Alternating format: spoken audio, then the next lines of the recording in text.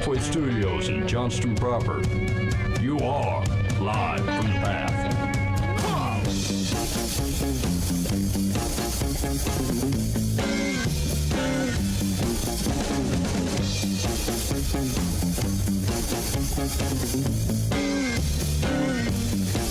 I am a working man, I get things done.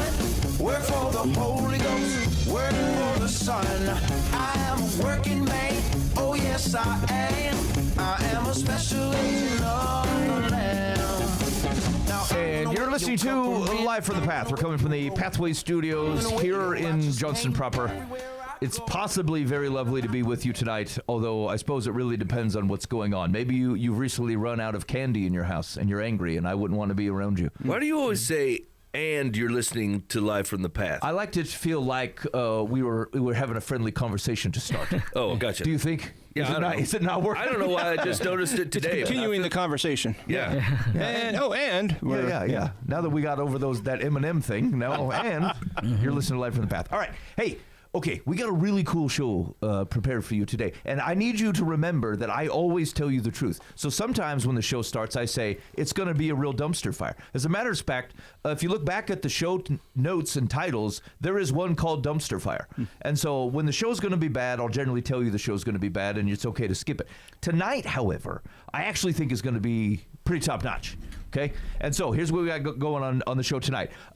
First, we have a couple special guests in the room. First is my friend Vanek from Cambodia, and we're going to learn. He's got a cool story, and he's going to share with you the things that God's got him involved in Cambodia. And we were just talking on the way over here, and I think just all kinds of cool stuff. And so, hi Vanek. Hi. Okay, there you go. See, he's ready to go. Yeah, very great to be here. So my name is Vanek and I come from Cambodia. Awesome. So I just been here in the state for 2 weeks and very excited to be here. So I hope every listener will feel okay with my pronunciation or my actions. yeah. It's going to be good. Yeah. I think you're going to do fantastic. And frankly, we talk real fast around here. You might be the most legible dude. Yeah. And so we're going to talk to Vanek and learn more about him in just a second. And also, Cody entered the McCormick. Is here in studio again. It's good to see you, Cody. Yeah, good to see you too. However, I do have a question. Michael, when I talked to you, I didn't get the dress code, so I felt a little underdressed. Whoa. So I figured I'd put a little tie on here for you. Yeah, see, that's a class act right there. I figured since never got to do a show with Donald, that we bring a little bit with him. Yeah, so. I think that's totally fair. Hey, man, here's what I'm going to tell you right now, is these two fellas are classing up the joint. Yeah. Mike has his boot on the counter. Yeah. I turned the camera so I wasn't also in your camera, just to add to the classiness. Yeah. Okay. All right. And Dan looks like he just drove by a 24/7 Fitness, but went, nah. I didn't know. No, not today. No. Okay, I tell you what, there is nothing that weighs on me heavier than when I buy a gym membership, because it is the least likely thing I'm going to do. I always think I should do this. This is good. And then like the first week, I think I'm going to go 3-4 times this week. I'm like, yes, I nail it. Yeah. And then week number 2 shows up, and every opportunity I would have to go is eaten up by something completely not gym related. Yeah. And so, and then it's like 2 weeks will go by and I haven't gone on at all. And I thought, it's not even about wasting the money. It just feels like I made a promise that I will never, ever, ever keep. Yeah. And then I have to look at my own belly as I drive and my winded air as I go up a staircase, and I think, you could have gone to the gym, Mike, but you didn't. The question is, for years that I have not used in years, and I still every night think, tomorrow's it. Tomorrow's the day. Fortunately, it's only like $10.95 a month, so I don't feel like I'm. It's at work worse. We refer to that as our fat tax. Yeah. Oh. So, and every time I think, well, no, just cancel it. Well, that's admitting defeat. Yeah. So I don't want to do that. Because you got to go in there to cancel it. This is the second downside: is the membership that I got was to like the local high school has a weight room. Yeah. And so we have a membership there. And like it's nothing but teenage boys with the guns out, always using the machine for old people, right? They can use the free weights. I can't. I'm a tension man. I use the resistance things or whatever, the things on cables. This is me. Yeah. And like there's always some guy and he always purposely sets it to like the highest possible weight setting and then stands there and watches me move it back down. I'm like, go away. Okay, a guy that I think maybe doesn't have this problem, Vanek. Okay, so let's start with folks who don't know anything about you. Maybe just give a little bit of your background. So we already covered your Vanek from Cambodia, but like maybe let's start with how you met Jesus, because I think that starts to inform how people understand all the things that happen in your life kind of after that point. So maybe let's maybe a little bit about your childhood and how you met Jesus. Yeah, a little bit about my childhood. Actually, I was born in a Buddhist family, and before getting married to my mom, my father was a monk for 9 years, and my mother also very active in Buddhist temple. We call pagoda.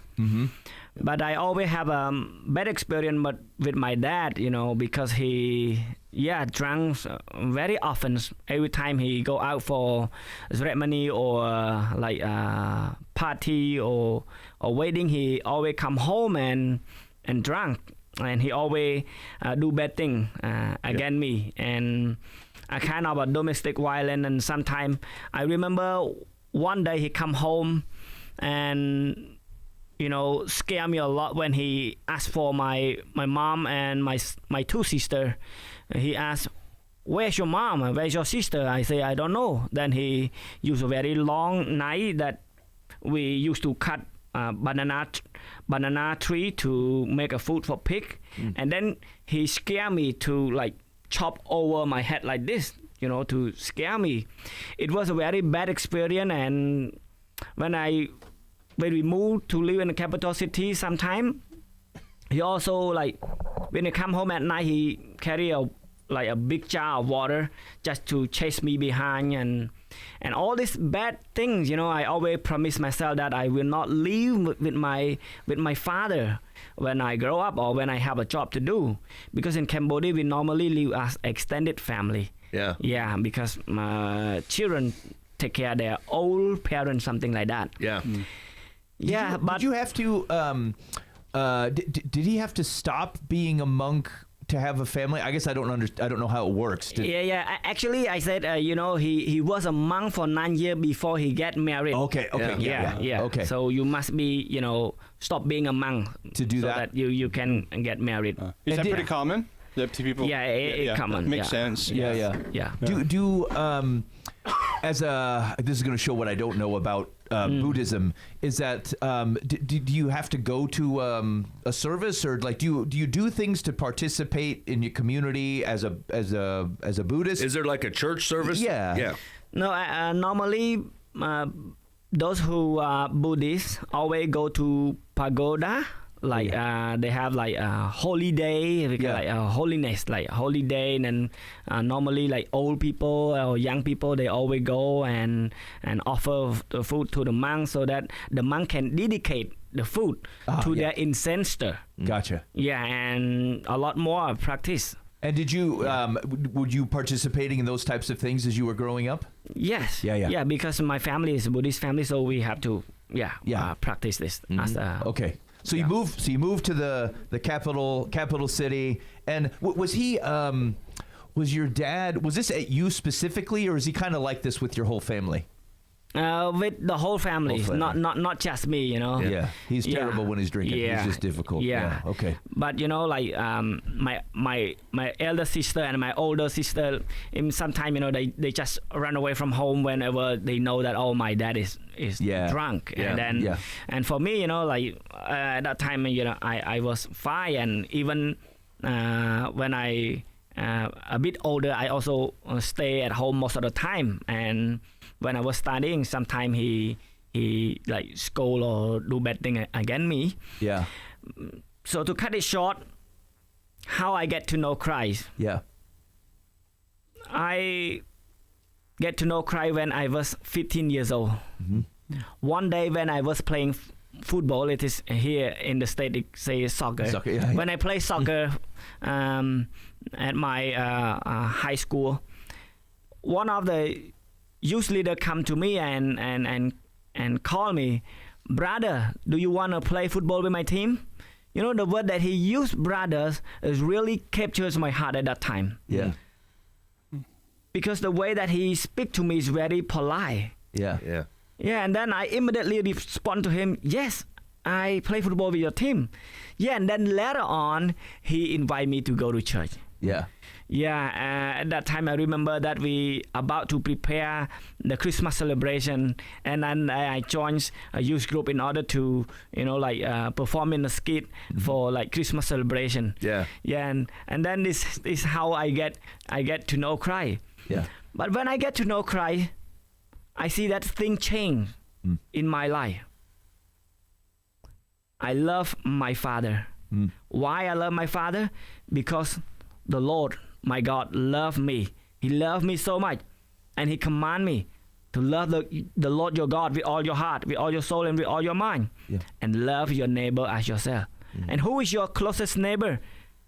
It's my parents. Yeah. It's my family. Yeah. That's why, He changed me from the inside out. I declare myself that for sure He is the one true God Yeah. that saves my life. I love my Father, no condition. It doesn't matter he is drunkard. Yeah. Yeah. But when I accepted Christ, when my parents know about this, they stop me from going to church. They say, no, you cannot accept Christ. Jesus is foreigner God, they say, oh, Jesus is God from another country. Yeah. They say, oh, believe in Jesus, you are not allowed to honor your parent. Or believe in Jesus, you are not allowed to like cry or sad whenever your relative pass away, and then you only sing a song, something like that, like misunderstanding about Christ. Because it's such an interesting perception, though, is that like the belief about Christians is that they don't mourn death, which is kind of true. But it's just such an interesting thing to stick out, is that like that you would go, they don't even allow you to properly mourn that someone has passed away. It stood out to me that's what your mom would think. I mean, it's kind of true. Because people from look from outside. Yeah. They do not understand or can be misunderstand about Christian faith. Yes. Yeah. But we don't grieve like the rest of those who have no hope. So right.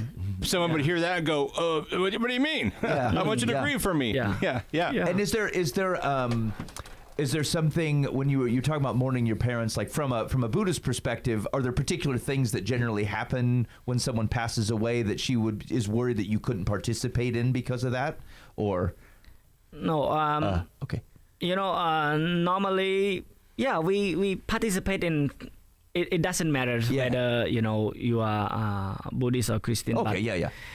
But normally, when people do not understand, they just bring up the thing that Yeah. The really, weird thing. The weird thing. For sure. Yeah.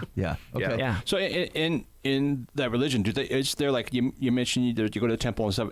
Is there moral teaching each week, or is it just you go and do like sacrifices and stuff and offerings, or is there like teaching with the monks, or?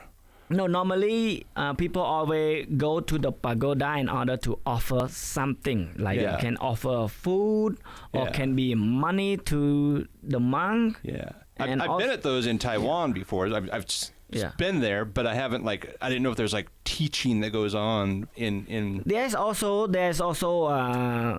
teachings. Yeah, but it's not just about teaching. It's about practice.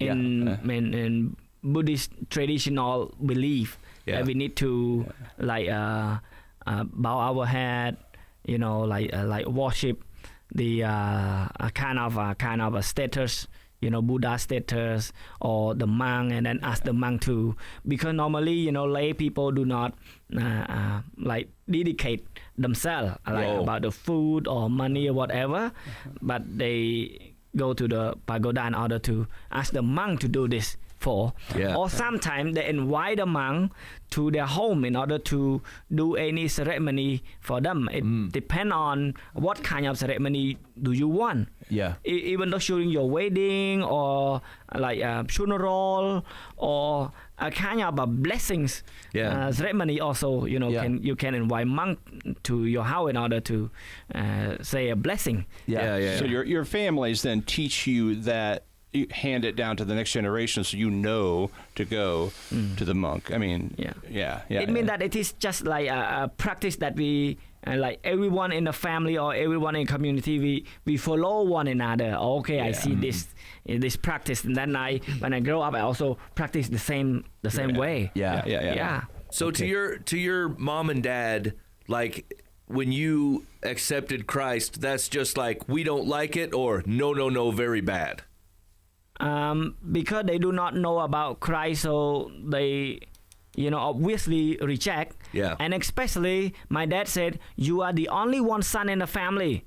I expected you to be a monk when you finish high school." Yeah. Something like that. Because normally for a son in a family, they at least want their son to be a monk for 3 months, or can be for 6 months, or can be a year. And if you like it, maybe you can be a monk for many years. So does that mean all boys are monks for a little bit? Yes. Okay. I know It must be. Okay. And also most of the family, when their parent pass away, they be a monk for can be 3 days or 7 days. Huh. Yeah, I mean that it is an act of repay, you know, like the gratitude. Yeah. To their I parent. understand. Yep. Yeah. Interesting. Yeah. Okay, so you're 15. You meet Jesus. You're introduced to Jesus through the coach. Were you pretty good at soccer?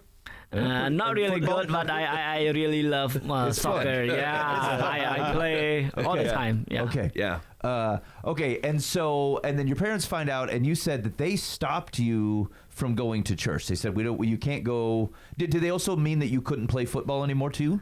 No, they do not say about that. They just only, you know, stop me from going to church. Yeah. Okay. Yeah, but you know, I still, you know, I still go to church, and but when I was worshiping the Lord, and a lot of time, you know, I turn back, and I afraid that my parents chase me behind. Yeah. Later on, You're disobeying them and going. Yeah, and later on they stopped me again, so I stopped going to church for 1 year. Yeah, but later on, my dad know a youth leader, and he sit down and talk with the youth leader, and then youth leader talk about football. Yeah. And then he said, "Oh, I have a son who really love, you know, football." And then that youth leader said, "Okay, can you send me his photo so that I can fill in an application form to add him into my football team?" Yeah. And then he said, "Okay." Then he come home and bring my, you know, small photo, and then give to that youth leader. Yeah. So that youth leader invite me to go to church, and then and play football with his team. So this is where I start like believing God. Yep. Yeah, until now, for sure. Yeah, but I want to tell you that things change from the inside out. I love my father. Yeah. I honor my parents for sure. Yeah. Do you know what happens next? When my mom sees things change like this, she no longer misunderstand about Christ. Yeah. Sometimes she go to market, and then people say the same thing that she said to me. He said, "Oh, you don't believe in Jesus.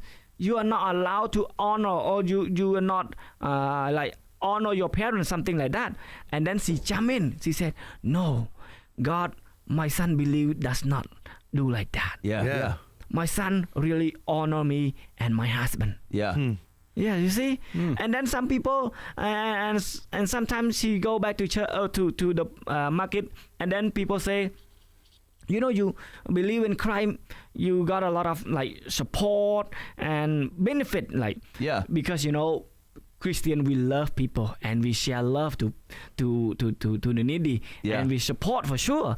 So they see like that. Maybe they said, "Oh, make you." Well, come maybe to she's church, getting money or food or yeah, something. get. I see. and then my mom chime in. My mom say, "No, my son always support the church. Yeah.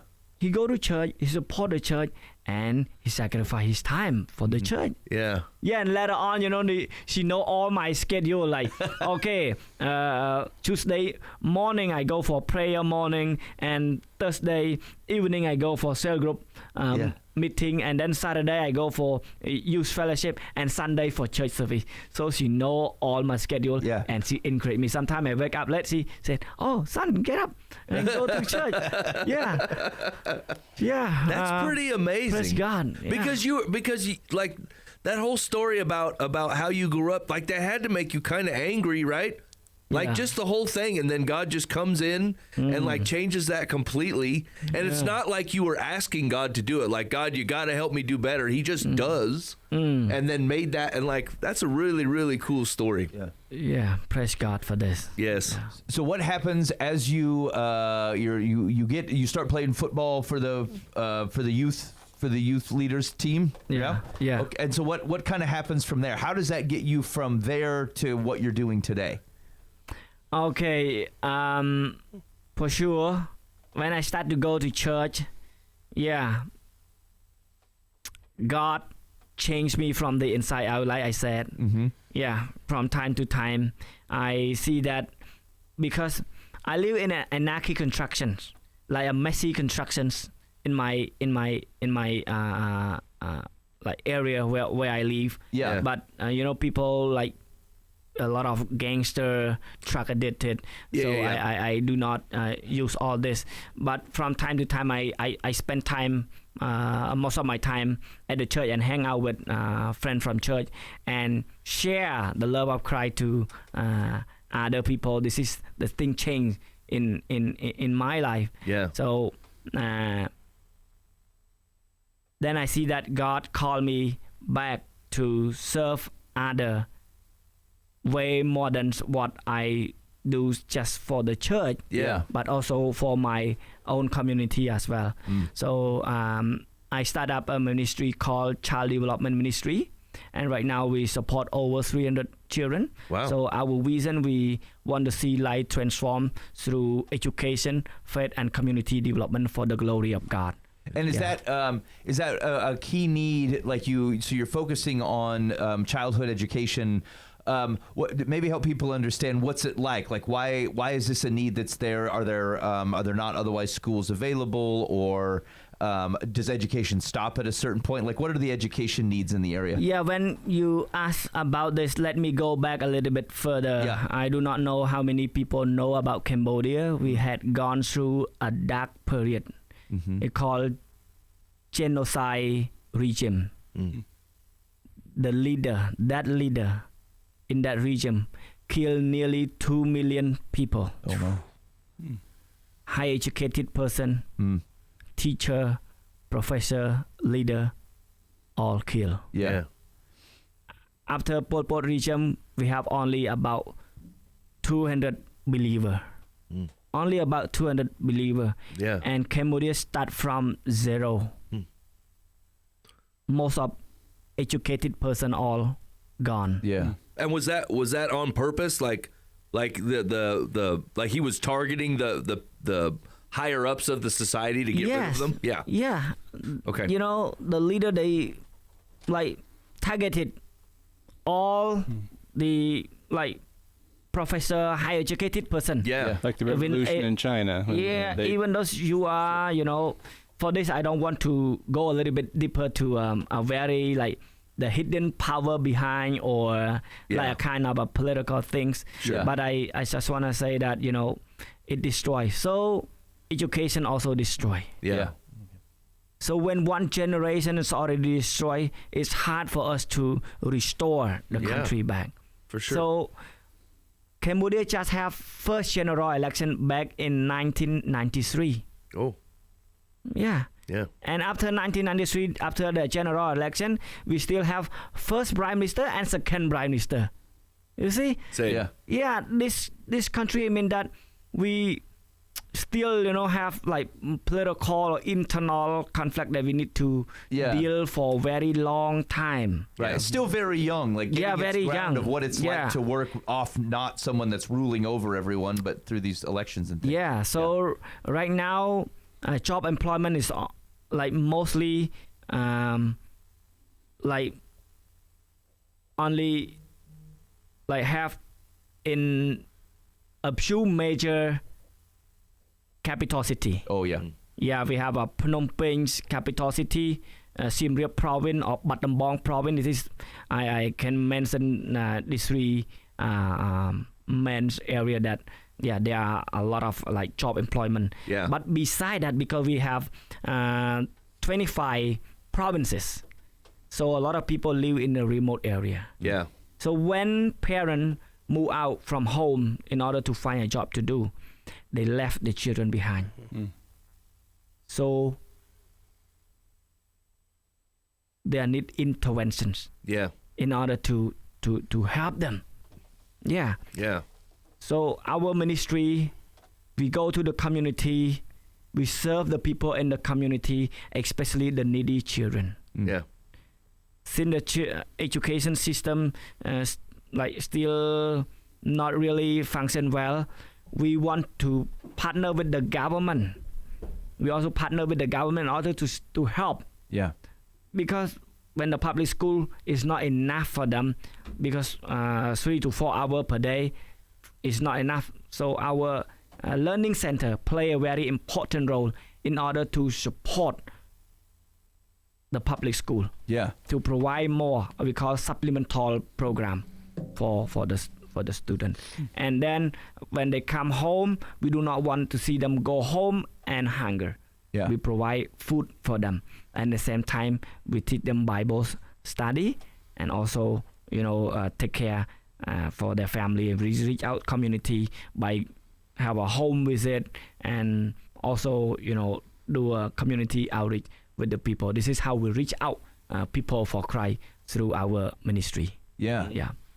Boy, that's Man. it's so well.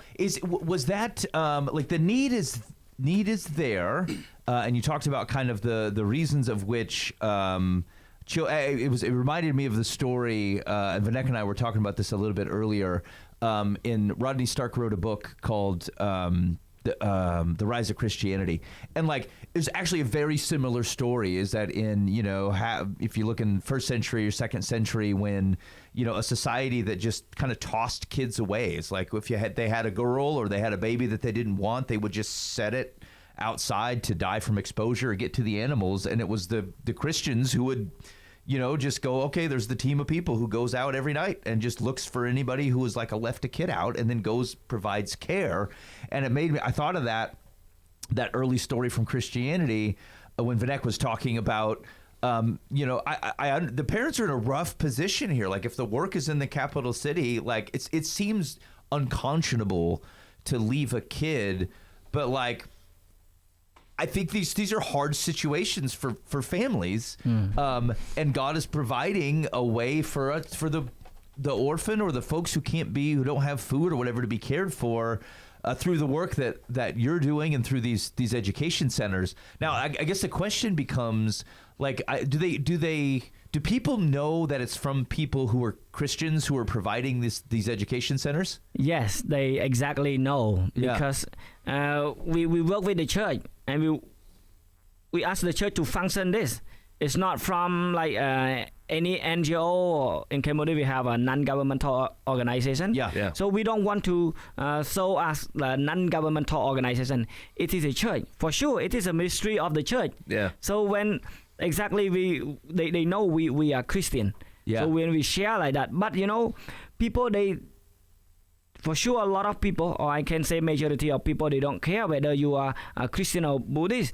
When you care about them, Yeah. we soften their heart. Yeah. Because love, there is no like it's always like there is no color for love. Yes. Like Yep. yeah, and they really like open because you really care about them. you care about their children, you care about them personally. Yeah, just like a word say, people don't care how much you know unless they know how much you care. Yeah. You see, Yep. and you care them that Yep. much, for sure they open door for like for their heart in order to accept Christ. for Yeah, sure. or similar. That made me think about what you were talking about with your mom. Like what she saw was action in your life, something like not just two competing systems of belief, but it was something that translated to a change in how you thought or the way that you acted. And in these communities where they may have a perception of what a Christian is or what they believe, but what they see is people being the kind of the hands and feet and providing food. And I think you were mentioning too that like, because it's through the church, it's one thing to have your church open on a Sunday where people can come in, but like this is a building that's being used for practical needs Yes. through the community. And so again, they get to see things that go out to them and action and those types of things in the community, which helps people understand the words that might be being said on a Yes. Sunday morning. Yeah, normally church in Cambodia, they open door mostly on Sunday or Saturday. Yeah. But in our learning center or a church where we operate our ministry, we open door from Monday to Sunday. Yeah. So from Monday to Saturday, they come to study. Yeah, and we have Khmer study. Our language is Khmer, English and mathematics and all this. And then at the weekend, we have Bible study, and then on Sunday we have worship service. Yeah. So both children and adults, they come and join us. They really value the ministry of the church, because the church, like say, share the love for them and care for them in intangible way. Yeah. Yeah. Yep. Yeah. Yep. That's very cool. So like if people were interested in helping, like some of the ministry that you do, how would they go about doing that? So far, I do not have like any donor agency, but I have a connection of friends. Okay. Yeah, who can contact and help. Okay. So far, on the way here with Ben, he also asked whether I have any like donor agency or how do I get support. Actually, I have my good friend who loves Jesus. Yeah. From Singapore, a group of cell group people who love God, and then they come on board and to support me when they come to see my ministry in their person. Yeah, because the way that we do and really touch their heart, then they come on board to support us as individual. Yeah. But actually they come from a very small groups called a cell group.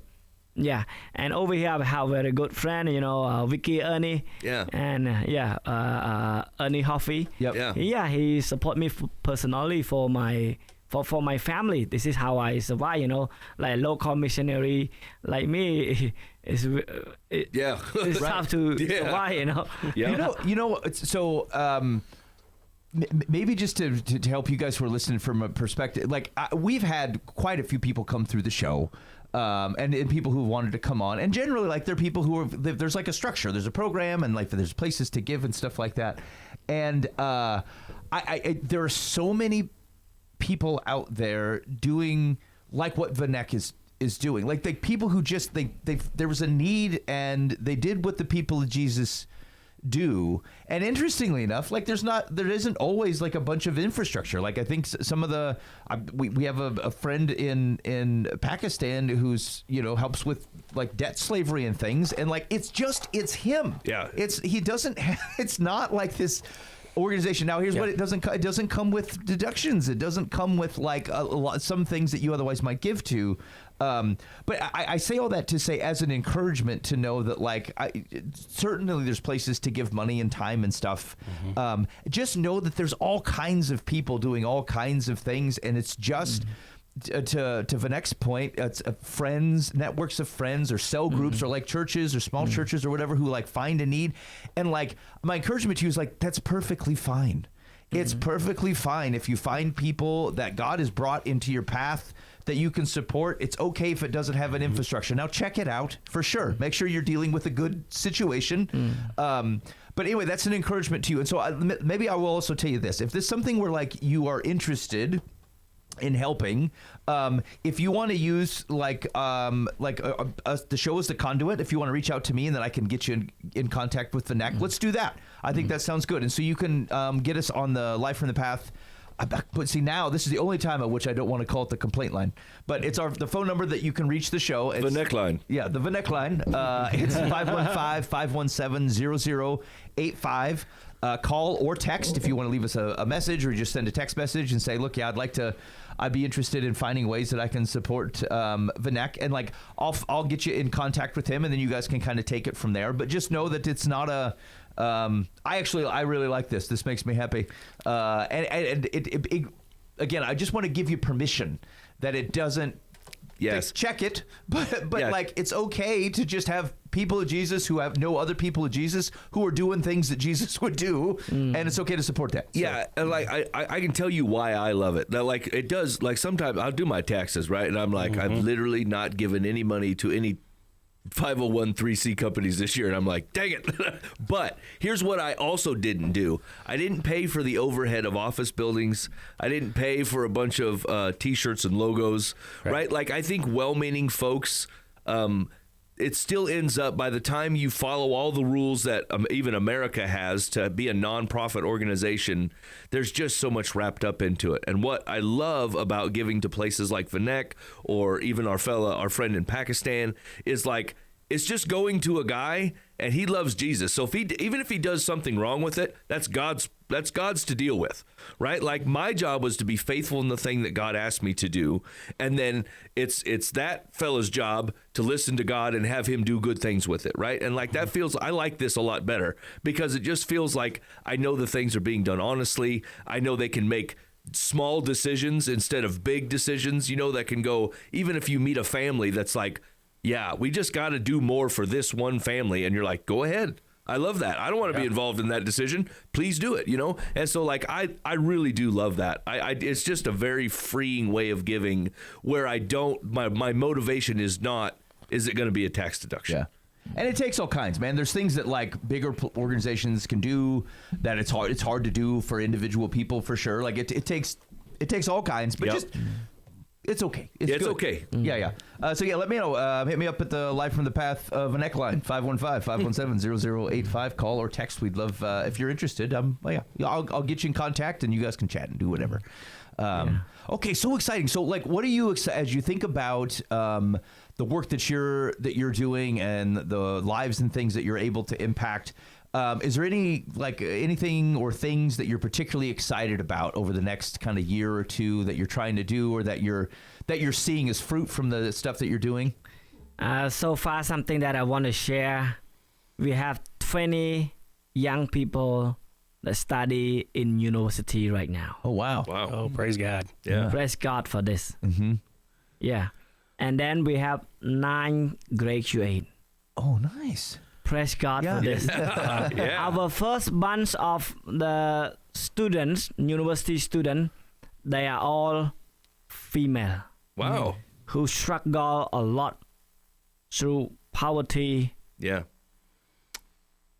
Praise God. Yeah. That they can overcome it and graduate. Is university. Is there opportunity, like by going to school, are there jobs and things available for them to take advantage of from graduating? Yes, Okay. When they finish university or when they have opportunity to start their university, for sure they have a job. Yeah. Whether like any small job they will help. Yeah. Like in Cambodia right now, all the students that come to study in Phnom Penh capital city, I have a job for them. Yeah. Because I have a lot of connection. My good friend who run a company or who run a school. So I asked my friend to take them as their staff. Yeah. So along the way, they study in university, and at the same time, they also study, like they also work. Yeah. Yeah, because they cannot, just study, Yeah. they have to work at the same time. So right now we have 9 graduates, and 3 of them come back in order to serve, and they serve as a full-time staff for my ministry. And to take this time, I also thank to my friend in Colorado Springs who support all the university students. With the ministry called The Very Last. So you can check his ministry website as well, theverylast.org. His name is Jim Ross. Jim Ross, theverylast.org. He support the university student. Oh, that's Very awesome. cool. Yeah. Although Praise God. here's the trouble. Vanek really he knows like some folks in the United States, but he only knows people that live in the cold states. He's the poor guy. Like we were like driving in, and it's just unfortunately cold here for him. And he goes to Colorado, and then Iowa, and then Washington State. Oh, and Vanek, come on. We got some connections down in Phoenix. Florida, California. Although Vanek melts my heart a little, because we were talking about someone was asking him, why would you go to Iowa? Is there anything there to see? And he's like, my good friends are in Iowa. That's why I went to see him. Like, oh man, what a great thing to say. Yeah, that's true. Usually people are like, it's really boring there, and there's nothing to look at or do. Well, I'm super. Thank you. I want to thank you so much, Vanek, for taking time out of your day and hanging out with us and sharing your story. I'm always super excited to see. Like Vanek knows the same Jesus you know. Yeah. Right? Yes. Vanek's guided by the same spirit that you have. And there are unique opportunities. And I'll restate this just because we do have other people who listen to the show outside of this country, but just like primarily American audience. Like sometimes you hear stories like this and like God stirs something within you, or there's something, and you're like, I feel like I could do more with my life, and there are plenty of places. Like we live in a different country, we have different issues going on. Like some of the poverty stuff isn't quite the same thing. Some of the it's the government. Like our government's interesting for sure, but like it's not.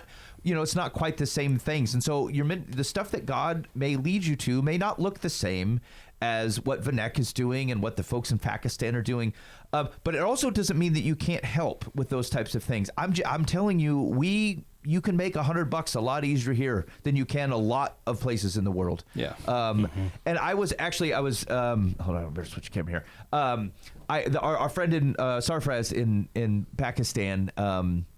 We were talking about there's folks that are in debt slavery there, and like I kind of have a structure of the way my job works. So there's certain times a year which like more money becomes available to me, like just bonus time or stock time or something. And I was kind of waiting for that time to come around to help with this next family we're going to be helping. And specifically though, it was a family that we had were able to help get out of debt slavery. So him and his family got to leave the brickyard where they were forced to make bricks to kind of like they were under the debt slavery, and so they got free. And then you kind of provide a place to stay and some food for a little bit of time, but like it's not very long. It's like 3 months. And we were hoping to be able to get him a donkey cart so that he could sell produce and stuff in the market. And like a month or two had gone by, and like our friend was checking in, and he's like, "Hey, I was wondering, do you think we've got any money for the donkey cart?" And it was about a month before I thought I'd be able to get some of this bonus money. And it just struck me. I was studying on a Saturday night for church, because that's when I do it. Just so everyone knows, I study late for the test. It's Saturday night. And I could not focus. And I find that whenever I'm trying to Dan, I don't know if this happens to you, or maybe Mike too, like for youth group or whatever, but like when I'm trying to study to go teach something is often when God will not let me go for something that I should be doing. Sometimes I probably need to go apologize to somebody. It's generally my wife. I there's a repentance in there. And so before he'll let me go gain information that I maybe pass on to someone, I need to deal with something that's going on in my life. Mm-hmm. And at this particular time, it was the guy who needed the donkey cart just kept coming up. And then what struck me is that like, what would it feel like to be this man who you've been making bricks your whole life? That's what you know how to do. And so you find, yes, there's freedom in it. Like you get out of the brick factory and now it's you and your wife and your kids, but he actually doesn't know how he's going to provide for his kids tomorrow. He knows he needs to do it. He doesn't have a ton of like extra skills or whatever. He's not an electrician. He can't just go out and start doing work on the poles. And I've also been going through some interesting things at my work. So it was relevant to me to think about like, what does it look like to provide for your family? And I just could not shake that. Like, I don't want another day to go by for this man to have to worry about how he might provide for his family. And he's not asking to just give him money. Can you help get me a donkey and a cart to put some vegetables in so that I can go sell them at the market? And anyway, like it just is easier for me to come across. I don't remember how much this donkey was. I think it was $500 or something like that. It's not nothing, but like I can make $500 easier in my country to help with that donkey cart than the folks, the neighbors and friends and churches in Pakistan. It's just harder. There's not as much money there. And so anyway, I just say that to say that like, sometimes it's like you hear stories like that and you're going to want to go, I should go move there. I'm like, I don't know if you should go move there. You know, like maybe. But there's people that love Jesus in Cambodia. Vanek's there. Vanek is there. You know what I'm saying? Like, and like he knows the culture, he knows the people, and like sometimes the things that we have a lot of, which in this country it's money, and so like, you know what I'm saying? Right. I think you should go. I think it's okay to go. I think it's okay to visit and be excited. And Dan, the work that Dan's doing in Zimbabwe and his team's doing in Zimbabwe, it's kind of the same thing. You experience it, and so you know how to share. Like, I'm inspired listening to Vanek and his story. My friend Sarfraz is inspiring to me, but it also reminds me that like some of the things that the Spirit is doing in your life, again, there's unique things in the culture that like I'm set up for to do here, and like there's ideas similar to the ideas of around you talking between like Buddhism and Christianity and helping people see the difference. That work, actually, there's American work going on, but it's not really Buddhism. It's like people going, I don't think there is a God, or if there is one, I don't want to listen. Or I think Christians are crooks, and I think they misuse them. Look at how big that church is. I don't think they do anything worth value in the culture. And like people doing the exact same types of things, like meeting people and having it be action and not just saying, come to our building, I'm coming to your house, or I'm coming to your school. You know, some of the things are markedly the same. But anyway, I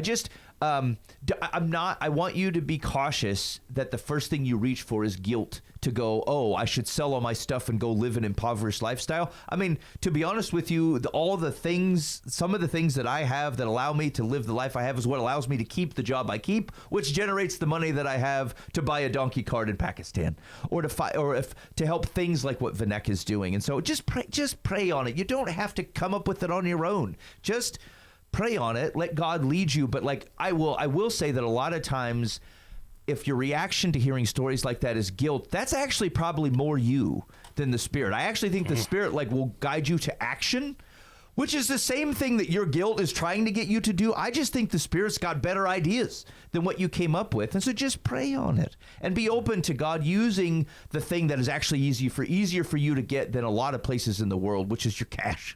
Yeah. And so just be open to it. Yeah. All right, you're listening to Live from the Path. Thank you. All right, Vanek's going to hang out. We got other stuff that we're going to be talking about, and where he's got thoughts, he's going to jump in. But anyway, super excited. Thank you, Vanek, so much for sharing. We appreciate it. Yeah. Speaking of other cool stories within our current cultural context, enter the McCormick, Cody McCormick. So you've met Cody before. You've met Donald before. We had Donald on the program and Cody on the program, and then we talked when Donald passed. Yeah, and it was very just hard for his family, hard for the community around him, because he was just such a dude, such a unique fella that just had an impact on all kinds of folks. He was such a dude. That is exactly how I would describe him. But anyway, I give you that. And if you look for, there's a couple of past episodes, one called Enter the McCormick and one Enter the McCormick 2 that have Cody and Donald on there. In case you haven't heard those, I just want to give you a little bit of a backstory. But Cody's here tonight. I like how Cody's here because he was open chilling. Got nothing going on. Nothing going on tonight. And I think that's awesome. And by the way, that's generally true. That's an open invitation to whoever's listening. I believe my text to Mike said, "Are you cool with Schlub driving the ratings down a little bit?" Yep. So I'm like, can't get lower than low. Come on in. This is the benefit of an unpopular program. But anyway, here's the good news: is that Cody was at the Josiah Queen concert last night. Yes, sir. It was here in the Des Moines area, and interestingly enough, two massive Christian concerts going on. Josiah Queen was at the Valor Ballroom, and then Winter Jam was in town. Yeah. Have you taken in Winter Jam, Mike? Have you gone? I've never gone on purpose. I also have not been there, but my family has gone before, and Vanek went. Yes. He took in the Winter Jam experience. Like this weekend? Yeah, he went yesterday. Yeah. Yesterday. Okay. He braved It was nice. the blizzard, Great. and best of the night. Would you say Chris Tomlin fan? Chris Tomlin, Jeremy Camp? Jeremy, Jeremy Okay. Camp. Chesme. Or just yep. I forgot his full name, but That's all right. Rocoso something. Sorry, I do not. But only Jeremy who sing the song "When I Meet Jesus." Yeah. Okay, I'm looking him up. And he was there. Okay. Yeah. So lots of. Did you hear any bands or music that you hadn't heard before that you thought that's good? A lot. Matthew West was there. Yeah, Matthew West also. Yeah. Okay. Oh, Okay. it was a great experience for me. Good concert. Okay, good. Worth the weather. So anyway, interesting. Two really big concerts going around here in the Des Moines area for Christian artists. And so, Cody, you're at the Josiah Queen show. Tell me about your experience. yeah, so a little backstory about that. So Donald gets really excited one time. Must be last summer, and he's like, "Dad, have you heard Josiah Queen?" And I'm like, "Yeah, I think he's on the TikTok." Right? He does that song on the TikTok about being Barabbas. And he's like, "Yeah, that's it." He's like, he sings this really cool song about being a garden in Manhattan. And I was like, sounds cool, bud. I mean, the people in this room have experienced the Donald, so like, he very persistent about it. So of course, then it became like, well, let me just put it on your car. Yeah. So we listened to that thing, and it really hit home the song. Like it's a really good song about, I'll just be what you need me to be. You need me to be a garden in Manhattan. That's what I'll be. Yeah. Right. And so Donald's favorite song. We listened to that thing 187 times every time we were in the car. Right. So shortly after Donald passed away, and another total God thing, Josiah Queen announces a concert in West Des Moines at Valor Ballroom, right? Small venue, as the people around here know. It holds packed in, standing room only, about 2,500 people. Yeah. He's doing venues like University of Texas at Austin and Kansas City. And West Des Moines happens to get sandwiched between Kansas City and Indianapolis. So he's playing these venues of 6, 7, 10,000 people, and then he's going to come to a standing room only place of 2,500, right? Yeah. So sits out of place as it was, and I'm like, man, I gotta go to that concert, right? I gotta do it for Donald. This is a sign, right? So I called my good buddy Mike up and says, hey, what do you think we get a bunch of people together and we all go there and honor Donald and go to this concert that he would love, right? So we start working on it. I was like, hey, let me call and see if I can get a hold of somebody like at the ticket office or something and get a group of tickets. I'd never been to Valor, so I didn't quite know what to expect. I was like, let's get a group of tickets. And then we can just figure out the money and everybody can pay me and whatever. But we'll have all the tickets, make it a little frictionless, right? So I just did a little Googling. I found a production manager or his manager, and I sent him a quick email and was like, hey, I want to buy 50 tickets. I'm not asking for free tickets, not that I just want to buy them. But I want to make it easy for everybody and do this. So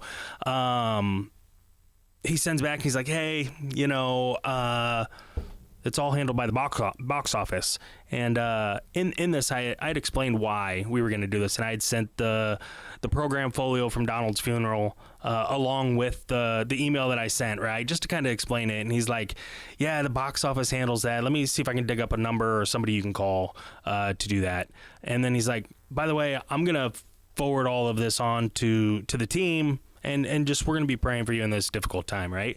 So this is back in September when they announced the concert. It ended up falling through on the ticket office. They're like standing room only. You're just going to have to buy them through normal channels. We end up working it out where we were able to buy enough tickets to kind of feed the community that needed them and do that, and everybody kind of bought their own tickets. So this is all back in September. So we're buying these tickets a long time ago. Concert was obviously last night, March 15, and so we go back and forth, and we're getting excited for it. I'm actually was a little on the anxious side coming yesterday. I've seeing some of the people that Donald interacted with, just didn't know what that was going to be for feeling wise and that, and it ended up being fantastic, right? And me and my wife prayed about it a little bit, and just all those things. Me and Mike, obviously we talked about it a bunch, but we go to the concert and he's going through it all and hit the first part of his show. Like he puts on a good show. He really does. He hypes up the crowd and everybody's hopping and jumping and doing his things, and he gets everybody going, and then he does a little sit down, and he gathers the band around on the stage, and he says, that somebody had sent an email to the production manager and just gave a little bit of a story about Donald, about how he passed away in the car accident, and and then just took the time to pray over our family, like right there on stage, out in front of everybody, right? So incredible moment, considering the conversation was had 6 months ago. Yeah, right. Right, because you said so you had no idea. Like, they didn't say, hey, he's going to say a thing or whatever like that. He was just like, hey, we'll see what we can come up with, and it was one of those. There's no expectation of anything or things like that. Because it's about impossible to get a hold of an artist anymore. Yeah, for sure. Because there's so many like Instagram fronts and PR machines and whatever. Yeah. That the odds that the guy gets a message. Gets the message. Right. You're like, I had to try, but it wasn't ever gonna work. And we knew that, right? I mean, that was our feeling, but we were all going to be there to be in the presence of the Lord, see a great show, and just all be together as a community in support of Donald, right? To honor him, but to have him stop the concert, not stop, but build it into the concert, because he obviously said that and then dedicated the song right to Donald and did that. It was an incredible moment to have that. So it was that's pretty neat. It was. Here's the reason. I actually was going to type up a message to send to them. Like, they'll never get it. I kind of almost bailed on it. Right. I got an email. Yeah, there we go. Yeah. But what they don't know, right, is my car was packed with kids who were friends with Donald, but Donald was the garden in Manhattan for them. Yeah. Right. So there's a lot of the reason that Donald loved that song. If you ever listen to it, it's basically like I will go where you plant me. Yeah. Right. I will be the water where it's dry. You know what I'm saying? I will go in the places that don't look like that's where you belong. And Donald felt that way. I'll be the road sign when you've lost your way. That's right. And so Donald felt that way, and most of his friends didn't love and follow Jesus. And Donald's like, well, is this where God has me at? I will be faithful in that. Right. And so what Josiah Queen doesn't know is my car was full of Donald's friends who they don't love Jesus, right? The only time they saw Jesus was Jesus reflected through Donald. And so they just agreed to go to the concert because Donald would have wanted to go, right? And so even on the way there, we stopped at the Casey's, and I bought Donald a cream soda. Yeah. It sits in my car right now. Everyone else was getting drinks. I'm like, it feels wrong not to get old Donald a cream soda, because that's what he would have. You know what I'm saying? But and the reason that we bought it is because his friends that were in the car knew. They saw that cream soda and they knew what it was for, right? And so it was just super cool because they got to see the thing that Donald was trying to show them or wanted to reflect into their life, and it wasn't just one-dimensional, but it was coming from just Donald, right? So then we go to this concert, and this traveling artist stops the show, prays over the family, mentions Donald's name, and then Jesus is praised all night, right? All night. And then someone gives up and just goes through Acts 3 and of all the things that God has in plan for us that we wouldn't normally have seen. And it could not have been better for God to put them in a situation where they had a great time. They got to remember their friend, you know, and they got to see their friend honored by like a traveling cool artist guy. Maybe the hottest guy in that realm of Christian in music, that genre, right? And on top of the fact that like on top of that, the things that were coming out of his mouth were all in service to how good God is, to how good God is, and like and where actual joy is found, and how you become a garden in Manhattan, not based on how hard you try, but like how much you're willing to hand over so God can change it. And so like it was just like the conversations I got to have on the car ride home, which was at 25 miles an hour because it was a blizzard, and it took us probably an hour and a half to get home because they closed all the roads. But I couldn't have asked for the time, right? If I'd have said, God, I really want to have conversations after this show, but it's only a 45-minute drive. God's like, I'll give you an hour and a half. I'll send a blizzard, and they'll shut all the roads down there. Or it was Donald making fun of us for all standing outside. So it was just very, very cool, and it was very cool that like. That a traveling Christian artist would look down, like Josiah Queen would look down and go, like, if it was a secular artist, he's like, this is my show. People paid to come see me.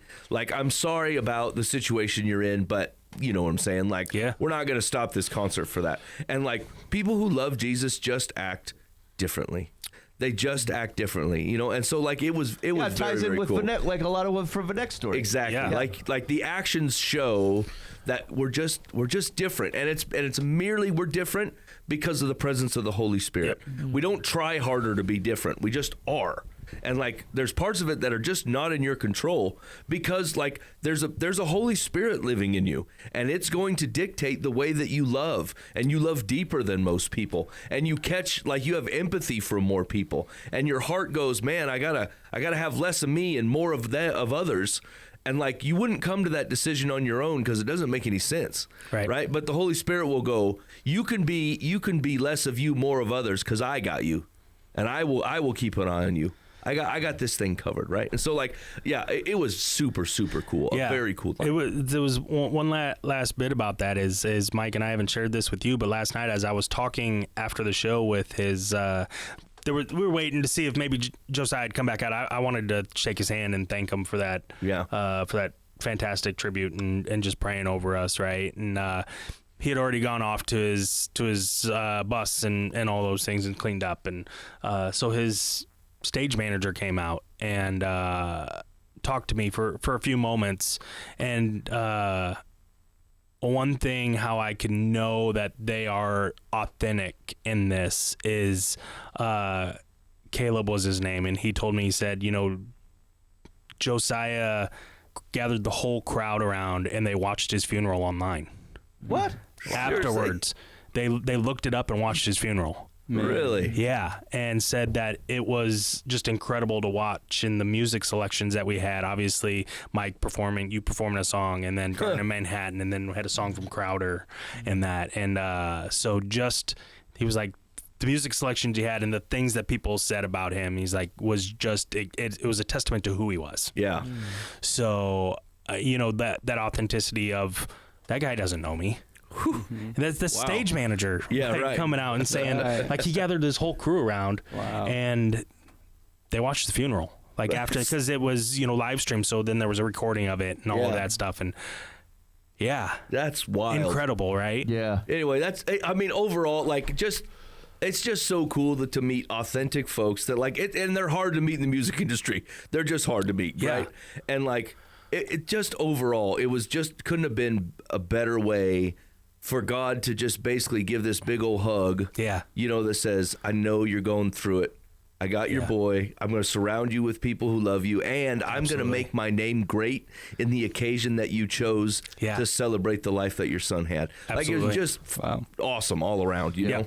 It was very, very cool. Yeah, and if just that one story brings one person to him, right, that it's worth the wait, right? Yeah. I got coffee with at least 2 coming. I'll tell you that as a result of that concert. So yeah, for sure. So yeah, I guess that's the story of that. What an awesome story. Yeah. What an incredible. awesome story. Yeah, and like here's the theme. There's a theme running through this, is that like there's a lot you could look at it and go, look, there's a lot of awesome people, and that's true. And the thread is that an awesome God does awesome things through faithful people. Yeah. And so it's so cool to look at. Because interestingly enough, if you think about, like, Josiah Queen has a particular talent. I signed up for the text notifications from the Josiah Queen team, like, 2 years ago or so. I literally have never heard a full song by this man. Dude, they're good. Yeah. I'm so bad at listening to the stuff. Come on, Okay, Ben. But these are classics. Okay, so except for Donald's funeral, so I heard it then. I was that's the one. But anyway, out of the blue, after because some people were talking about it, and so I signed up for it, and then I got like a happy birthday text. Yeah. And I showed it to my kids, and they're like, "What? You're friends with Josiah Queen?" Of course. And like, the radio show is low rent, but it gives the impression that maybe, just maybe, you might know this man. And so I played that off for like a few weeks at least. I got away with it.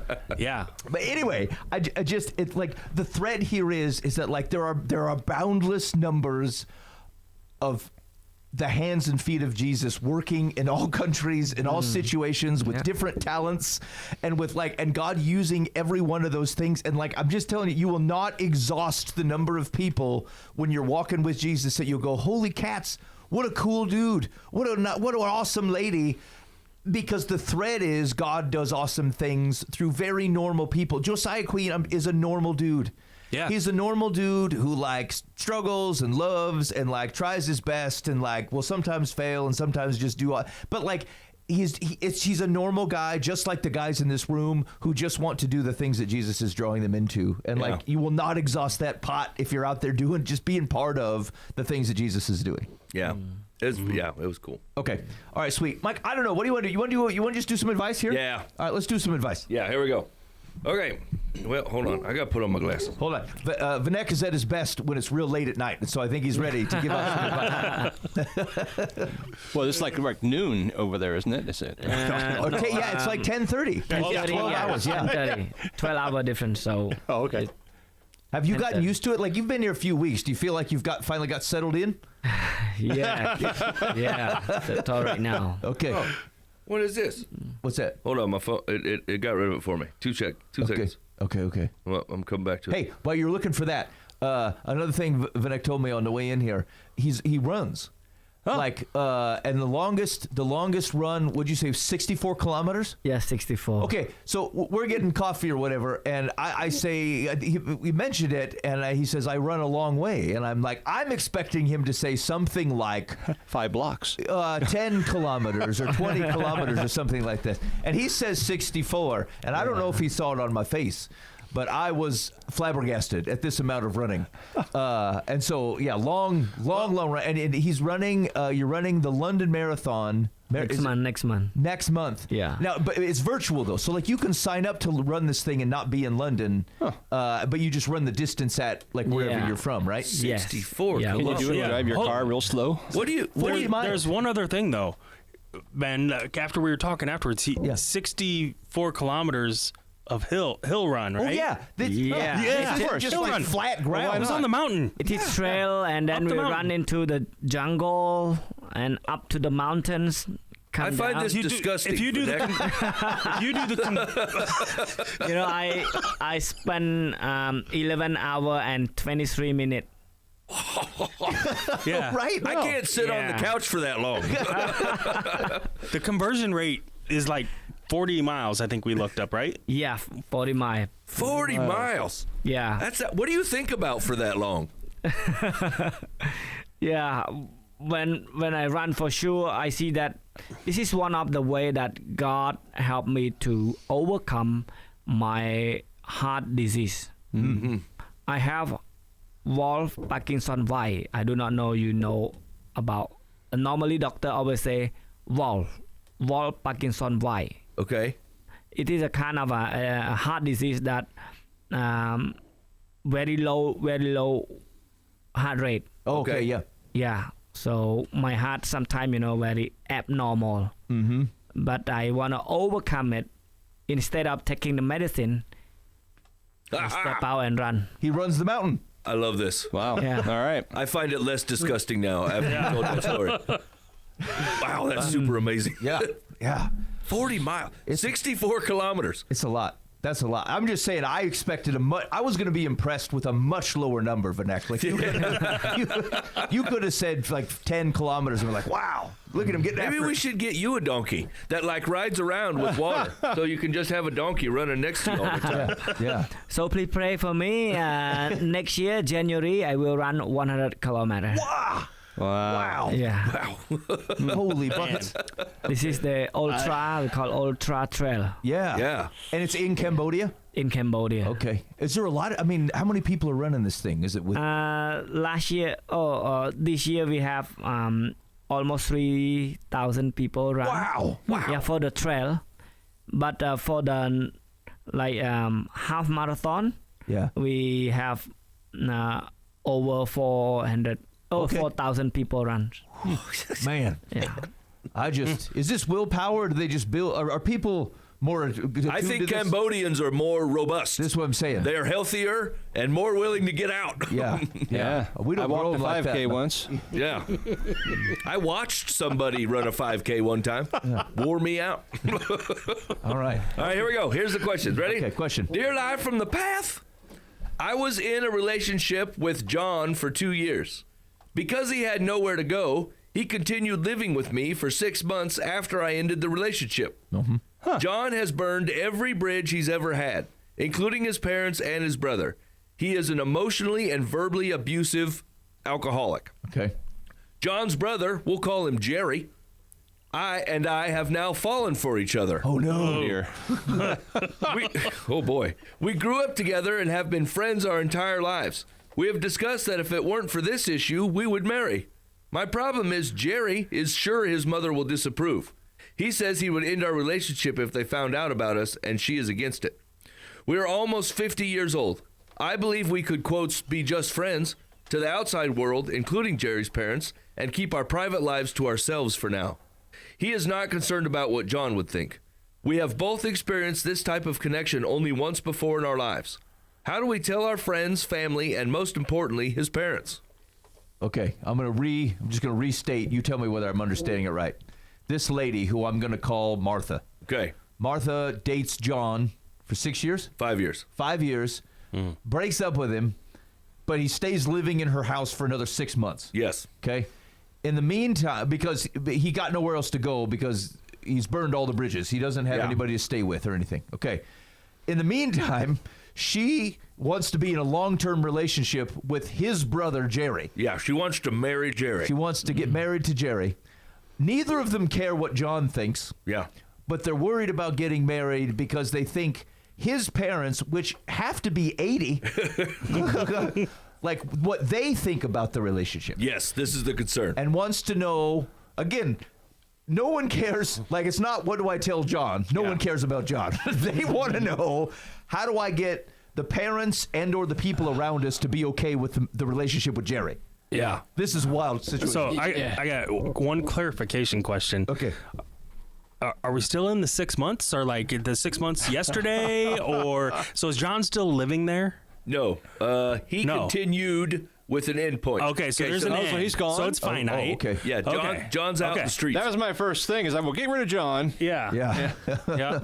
Okay, so John's already he's wherever John's Abusive, burn bridges. Yeah. Gone. He's got. So he's not. He's just a distraction in the story. Yeah. Why are Get we married. talking about him? Well, maybe because she's trying to marry his brother. Well, Well, maybe yeah. he did. Ooh, yeah. And But the still, So is that why the parents are mad? Yeah. Otherwise, Because she should have married John. would they accepted Martha if she wanted to marry John? It says John, the original guy, John, was an emotionally and verbally abusive. Yeah. Yeah, for sure. So why do the parents care? We're just going to stop right here. Hold on. I thought this was a 12-year-old writing this. So it's, Yeah. If the parents cared or Jerry cared, they would have stepped in while she was being emotionally and verbally abused. Yes. Yeah. Right? So Yeah. if either one of these parties was concerned for this woman, they would have said, my son John is abusive to you. You need to break up with him. You can live with us until you can get John out of your house. Yeah. So, like, because it goes down to action, not words. So, like, if either one of those characters, either the parents or this Jerry character, cared enough about this lady in the first place, they'd have helped facilitate John getting out of there. Yeah. And they did not facilitate that. They didn't say, hey, I'm sorry that John is being mean to you and talking to you poorly. He will live with me, Jerry, so he will not burn your house anymore. Yeah. They left this reprobate of a man to live at this woman's house for 6 months. Yeah. So saying all that, I don't give two rips what the parents or Jerry has to say. Yeah. She needs to understand that she does not make good choices with men. Agreed. Right. All right. And so don't trust yourself. And you're writing us for advice. I would find yourself a nice church and find some Christian friends and have them evaluate the situation, and they will tell you that this new guy also is probably not a good decision. Yeah. Yes. Stop caring what the parents think. To Mike's point. And I would not consider that you found the love of your eternal life with Jerry. Also, to Mike's point, because Jerry seemed to have not cared until you were available. She has great butterflies. This is what everyone thinks when you start a new relationship. You're like, I've never felt this way before. Yeah. What you have forgotten is the other times you did feel that way. Yeah. When you got in a relationship with somebody and you're like, I've never felt this way before. Your feelings are very untrustworthy, right? It's when when you're super hungry and you make a really bad decision, or you're in pain and you make a really bad decision. Yeah. You know what I'm saying? Like every bad decision you have ever made is attached to a feeling that you had. The endorphins are flying. Yes. Until he starts calling you names. I'm not saying that like the Holy Spirit in you, and God did not give you a mechanism to feel things, but he also gave you a community to be able to bounce some of the things off of. Like when it comes to what relationship you're in, long-term decisions, being in a relationship with an abuser of sorts. Your community should have sussed that out for you. It should have helped filter it down and said, you know what, let's get you out of here. And then we'll get the police involved to get John out the house, right? But like, because you don't have a community, all you have is your feelings, and your feelings led you to marry, or led you to be in a relationship with John in the first place. Yeah. And then to stay in that relationship. So like to all these fellows are saying, it's very important to have a community around you that loves you, and they love Jesus more than they love you, because then they will be willing to say hard things to you and not worry that you don't like them. Mm-hmm. Yeah. Okay. Yep. Secular says, this is Secular's advice. You and Jerry are nearly 50 years old. Quotes, we shouldn't make any announcements to anyone. Jerry needs to be adult enough to summon up the courage to tell his mama that he has fallen in love with you and plans to make you his wife. If he can't bring himself to do that, your relationship will eventually wither.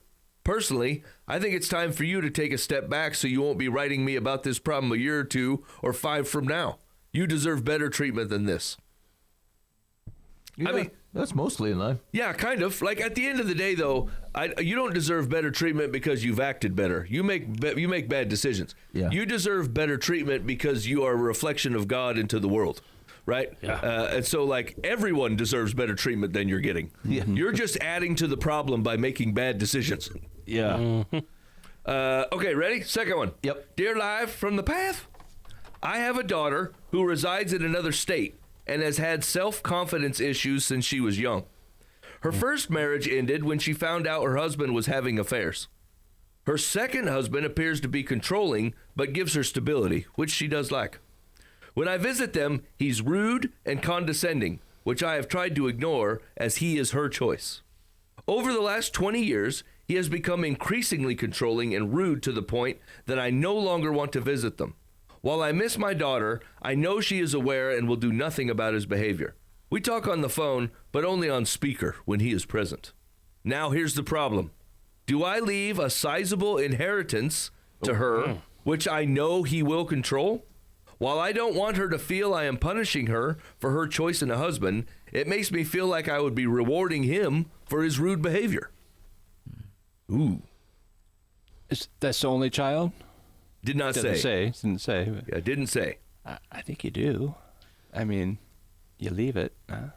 Yeah, Vanek, they got a bunch of money. She wants to leave to her daughter, but she's worried the controlling husband's going to misuse it. What do you think? What do you think she should do?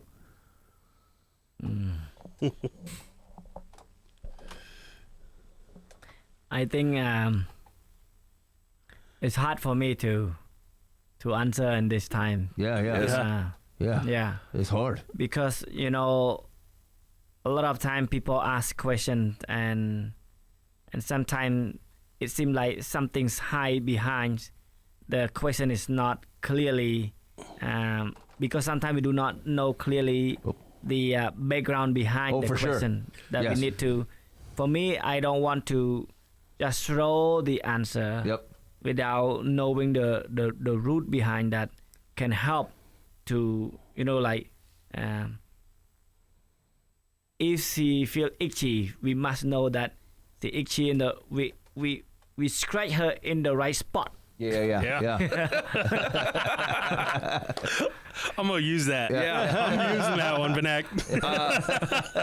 We gotta make sure that if she's itchy, we're scratching in the right spot. I love that.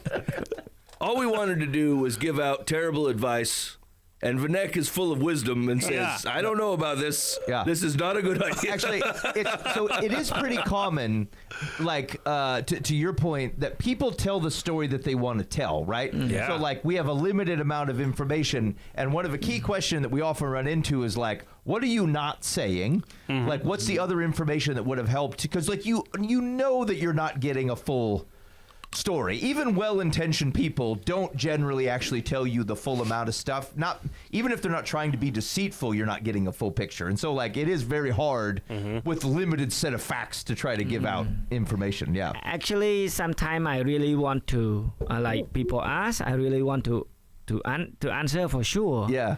But it is very helpful if someone who asks really want to have the real answer. Yeah. For life from the past can be personal message. Yeah. Yeah. And find out more, or we can advise her to, or the one who asked this question can contact with the local pastor, Yeah. or someone who we recommend her to meet personally, Yeah. and clearly ask about what is going on right now, or if she want clearly Yeah. an answer, then we can recommend all this kind of Yeah, for sure. like step to do. Yep.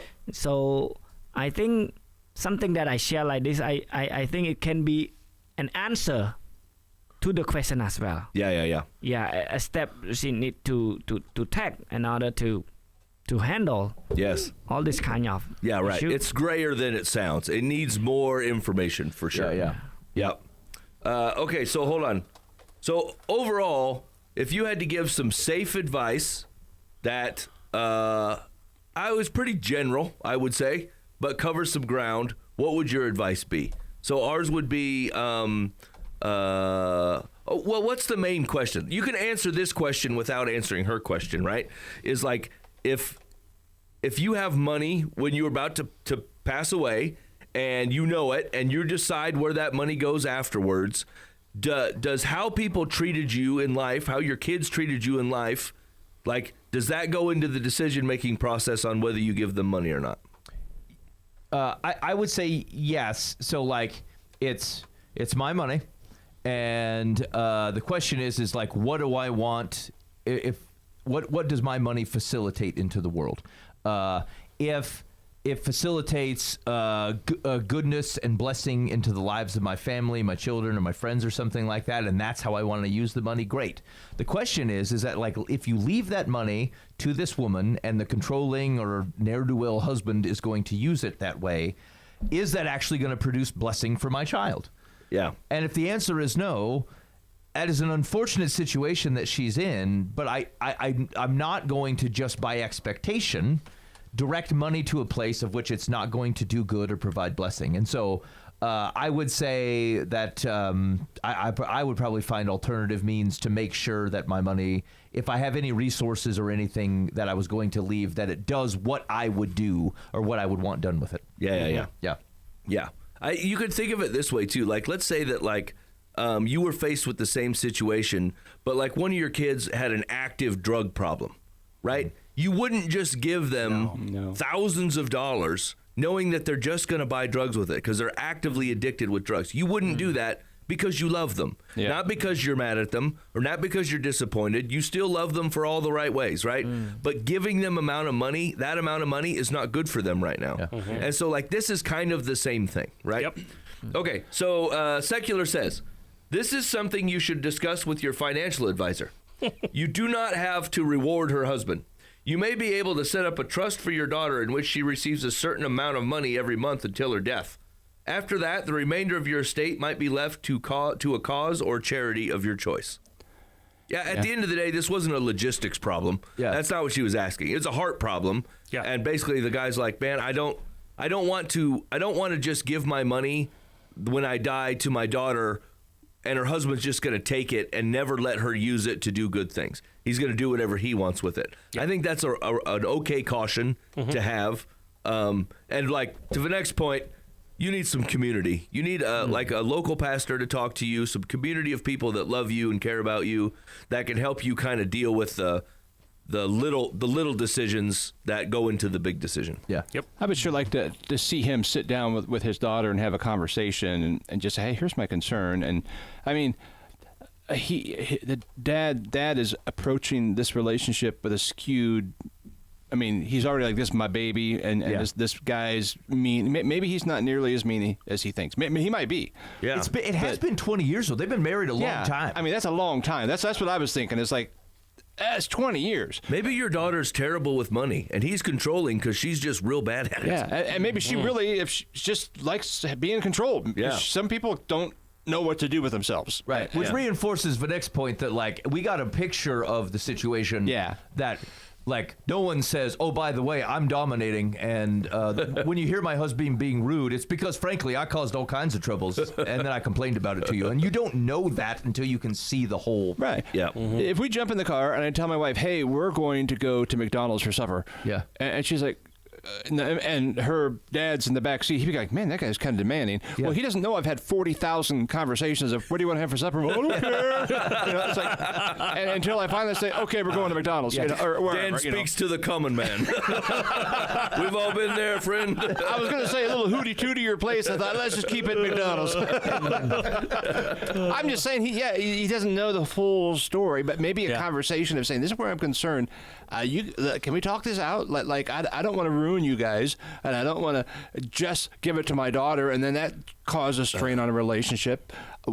And just see where that goes. You know, the thing is like, this is a young man's mistake that I made multiple times, where people would tell me a story, and I would get all fired up about it and go to talk to a guy.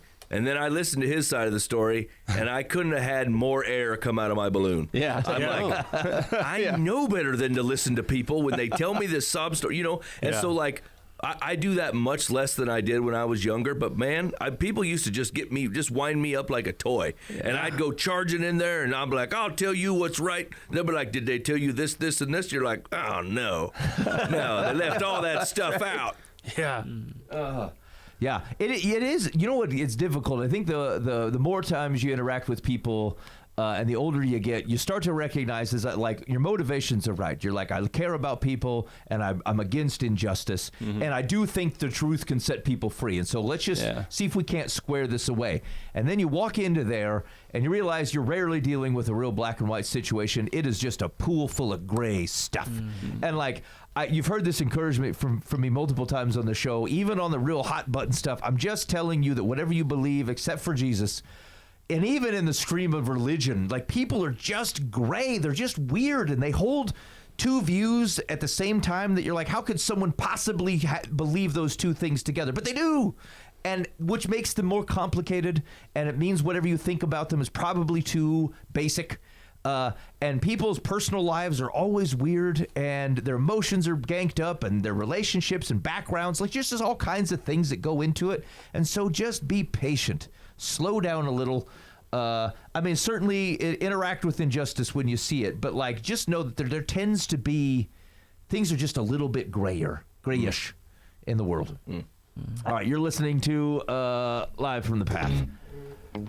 Thank you so much for hanging out with us tonight. I really do appreciate it. Boy, what a fun show. Vanek, thanks so much for giving us your time and your story, dude. We loved it. I very much appreciate it. And remember, you hit us up on the Live from the Path Vanek line, 515-517-0085. Call or text if you want to find a way to connect with him for whatever reason, whatever. You just want to talk to him. You just want to say hello. You want to get hairstyling tips. You're trying to run farther, like whatever. He'll talk to you. Also, Cody, what a cool story. Thanks so much for coming in. Thank your wife for being out of town, which freed up this situation. Yeah. Anytime you guys need ratings to go down. Hold on. You left that part out. You made it sound like a little bit of half of the information. Told you what you needed to know. I got wound up like a toy again. I'm like, that's sure nice of Cody to come in. Turns out you got nothing burning. What's going on tonight? He was bored. He thought there might be pizza rolls. Something like that. Actually, the real story was I wanted to stop and get Chipotle on the way. Yeah. Any excuse to get out. All right, man. Hey, we appreciate you hanging out with us on the show. Hit us up with some feedback. And I think I'm out next week. We'll see what the other weeks follow. In the meantime, be faithful in the means. God will hand to the ends. You've been listening to Live from the Path. You build your ivory towers, sit on gilded thrones, but the Lord sees all, even hearts of stone. Woe to those at ease who sing idle songs. Your palaces crumble, you've been wicked too long. The lion don't whisper, it tears through the air. The Lord won't relent till justice is fair.